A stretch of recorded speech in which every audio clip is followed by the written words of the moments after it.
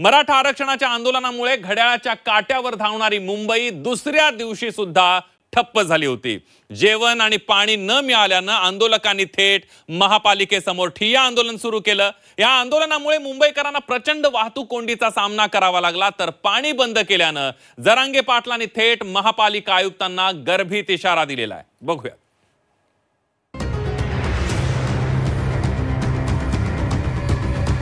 मराठा आरक्षणाच्या आंदोलनामुळे घड्याळाच्या काट्यावर धावणारी मुंबई दुसऱ्या दिवशीही ठप्प झाली होती।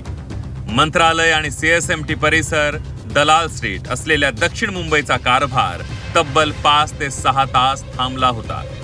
सामान्य वेळी वाहनांमुळे ज्या रस्त्यांवर मुंगीलाही चालायला जागा नसते, तिथे आंदोलकांनी चक्क कांदा पोह्यांचा बेत केला होता। भर रस्त्यात नाश्ता आणि जेवणाचं साहित्य मांडून आंदोलक स्वयंपाक करताना पाहायला मिळाले। आझाद मैदान, सीएसएमटी आणि परिसरातली सगळी दुकानं कालपासून बंद आहेत। आंदोलक जी वाहनं घेऊन आले ती वाहनं लांबच्या ठिकाणी पार्क केल्यानं तिथं जाताही येत नव्हतं। त्यामुळे शुक्रवारी रात्री सक्तीचा उपवास घडला।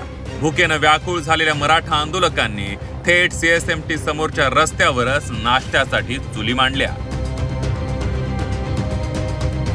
इथल्या सीएसटीच्या आजूबाजूचे सर्व हॉटेल, चहाचं हॉटेल, पाण्याचं हॉटेल सगळी टूचड बंद आहे। त्याच्यामुळे आम्ही आमच्या पोट भागवण्यासाठी मी पोहे करतो मॅडम। पोहे करायला कुठं जागा दिलेली नाहीये। आम्ही आमचं पोट भागवण्यासाठी इथं करतो।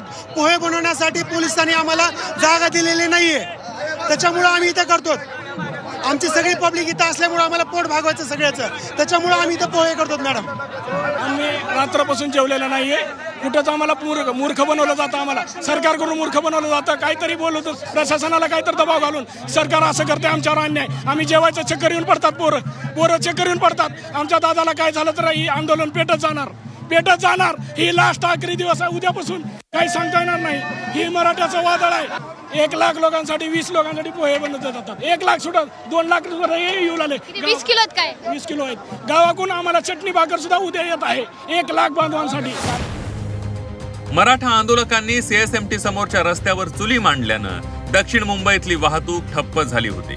आंदोलकांनी मुंबई जाम केल्याबाबत जरांगेंना विचारलं असता त्यांनी थेट महापालिका आयुक्तांनाच आरोपीच्या पिंजऱ्यात उभं केलंय। महापालिका आयुक्तांनी जाणीवपूर्वक मराठा आंदोलकांची अडवणूक केल्याचा आरोप जरांगे पाटलांनी केलाय। मराठ्यांचं पाणी बंद करणाऱ्या आयुक्तांना आता सुट्टी नाही असा जरांगे स्टाईल इशाराही देऊन टाकलाय। मला वाटत असेल मी नोकरीला मग कुणी काही करीत नाही, चांगल्याला जिरलेली आहे तर तुमचा काहीच विषय नाही। कधी ना काही बदल होत असतो, त्या टायमाला सगळा हिशोब होणार आहे। त्यांचं नाव फक्त लिहून ठेवा, बीएमसीचा आयुक्त कोण आहे। आपल्याला कामाला 10 वर्षांना 20 वर्षांना रिटायर झाल्यावर का होईना, मुख्यमंत्र्यांचं ऐकून आमच्या पोराचं पाणी बंद केलं, बाथरूम बंद केले, दुकानं बंद केले। त्या बीएमसीच्या पोरांना तिथं जमलेले आहे आणि आणखी कुठं जमले, सीएसटी पैसे जमलेल्या पोरांना विनंती होऊ दे हाल। बघू किती दिवस आपले हाल करतात।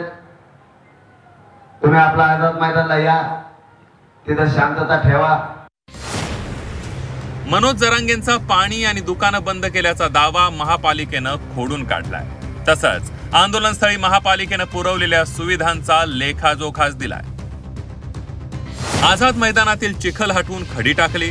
रात्रीच्या पुरेशा प्रकाशासाठी विद्युत दिव्यांची सोय केली। आंदोलकांसाठी पिण्याच्या पाण्याचे अतिरिक्त 11 टँकर्स मागवले।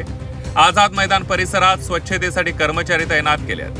वैद्यकीय मदत कक्ष उभारणी करून आरोग्य सेवा पुरवल्या जात आहेत। 4 वैद्यकीय पथकं आणि 2 रुग्णवाहिका मैदान परिसरात 24 तास तैनात करण्यात आल्यात। आझाद मैदान आणि परिसरातील सर्व सार्वजनिक शौचालये आंदोलकांसाठी मोफत उपलब्ध करण्यात आली आहेत। पावसाळ्याच्या पार्श्वभूमीवर आझाद मैदान परिसरात कीटकनाशक धूर फवारणीसाठी 2 पथकं तैनात करण्यात आली आहेत। दरम्यान महापालिकेनं सोयी सुविधा पुरवल्या असल्या तरी त्या काहीशा अपुऱ्या पडल्याची कबुली सत्ताधाऱ्यांनी दिली असून अतिरिक्त सुविधा देण्याचं काम सुरू असल्याचंही सांगण्यात आलंय। पाऊस जास्त होता तरी नंतर रात्री माननीय मुख्यमंत्र्यांच्या चर्चा झाली आणि मग मला वाटतं आता बऱ्यापैकी तिथे लाईटची, आता पाण्याची सोय करण्यात आली। त्या ठिकाणी सॅनिटेशन वाढवण्यात आलं आहे। ज्या ठिकाणी जागा उपलब्ध आहे मग तिथे खड्डे भरावेत, ज्यामुळे आंदोलक जे आहे त्यांना त्रास होणार नाही. चिखल जास्त आहे, परंतु लाईटची व्यवस्था, पिण्याच्या पाण्याची, तुमच्या सांडपाण्याची व्यवस्था आहे, पिण्याच्या पाण्याची व्यवस्था आहे, सगळ्याच बाबतीत आता महापालिका आयुक्त सुद्धा बैठकीला होते, त्यांना सूचना दिलेल्या आहेत. बेहाल झालेले आहेत आंदोलकांचे. त्यांना कुठं पाण्याची व्यवस्था नव्हती, कुठं शौचालयाची व्यवस्था नव्हती, ते आम्ही आमच्या डोळ्यांनी पाहिले.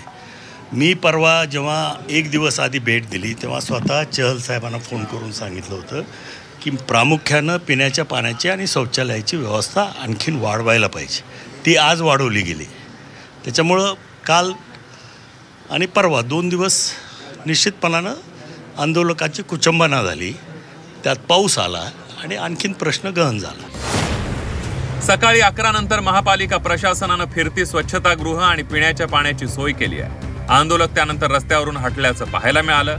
आंदोलकांनी सुविधा न मिळाल्यानं चक्काजाम करून बीएमसी प्रशासनाची कोंडी करून मूलभूत सुविधा पदरात पाडून घेतल्यात. या निमित्तानं मराठा आंदोलकांनी एकजूट आणि आंदोलनाची ताकद दाखवून दिली आहे. मनश्री पाठक, झी 24 तास, मुंबई.